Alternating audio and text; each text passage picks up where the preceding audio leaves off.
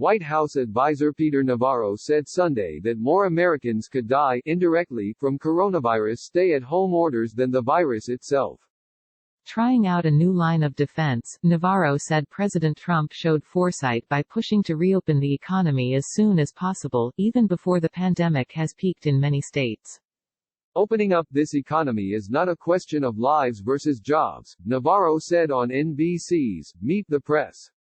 Navarro also called coronavirus the China virus, a term that many say amounts to anti-Asian hate speech. Trump once used the term regularly but has pointedly avoided it in recent weeks. President Trump realized early on that if you lock people down, you may save lives directly from the China virus, but you indirectly are going to kill a lot more people, Navarro said. Navarro, a political chameleon who was once a liberal California Democrat, is a key White House hardliner on China and trade. He was among the first to warn about the threat of coronavirus, possibly because of his belief that China was covering up the true dangers of the epidemic.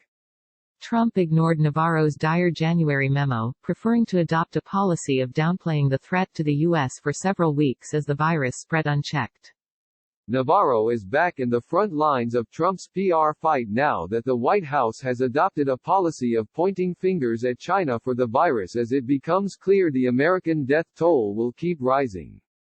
Independent experts say China could have done much more to inform the world about the pandemic, but the virulence of the COVID-19 virus makes it almost impossible to contain.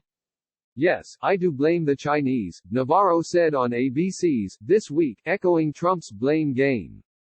He also said China would be responsible for what he called a Chinese winter of more global death and misery.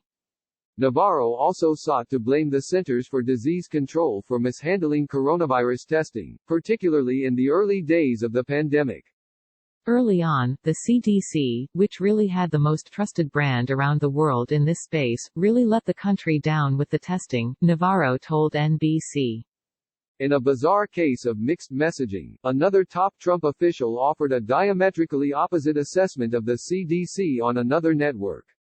I don't believe the CDC let this country down, Health and Human Services Secretary Alex Azar said on CBS, Face the Nation. Azar also claimed that America's diversity has contributed to the sky-high death toll, which is approaching 90,000. It's a population with significant unhealthy comorbidities that do make many individuals in our communities particularly at risk here, Azar told CNN.